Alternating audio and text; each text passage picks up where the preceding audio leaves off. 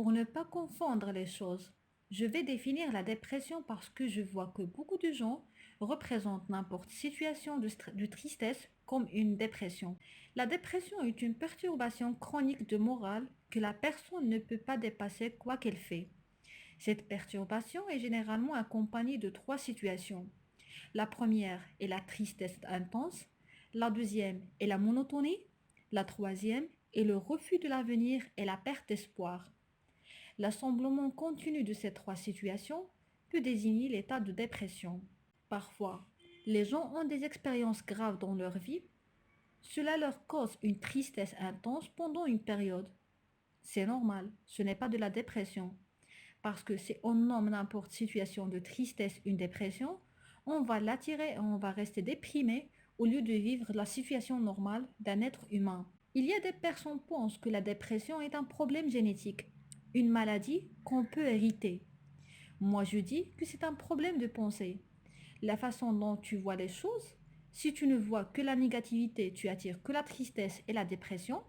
Pourtant, si tu penses positivement, tu n'auras aucun problème de dépression, même si tous les membres de ta famille ont ce problème. L'acceptation des choses est une astuce très importante. Quand tu as une situation dans la vie, tu dois imaginer le pire résultat et tu dois l'accepter. Alors, quand tu auras un résultat moins nocif, tu vas l'accepter automatiquement. L'acceptation veut dire que tu ne lis pas ta joie et ta tristesse à l'existence d'une chose ou d'une personne spécifique. L'acceptation veut dire que, quelle que soit la situation que tu auras dans ta vie, tu vas la dépasser d'une manière correcte. Il y a une grande différence entre l'acceptation et l'abandon.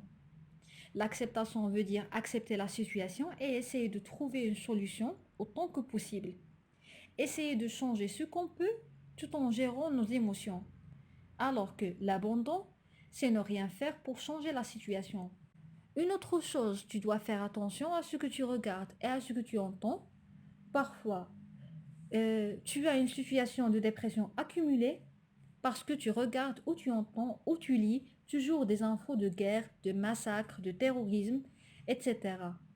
L'accumulation de ce genre des infos te rend déprimé avec le temps et tu ne vois que le côté noir de la vie. Pour résumer tout ce que j'ai dit, tu peux programmer tes idées et ta façon de penser soit d'une manière positive, soit négative.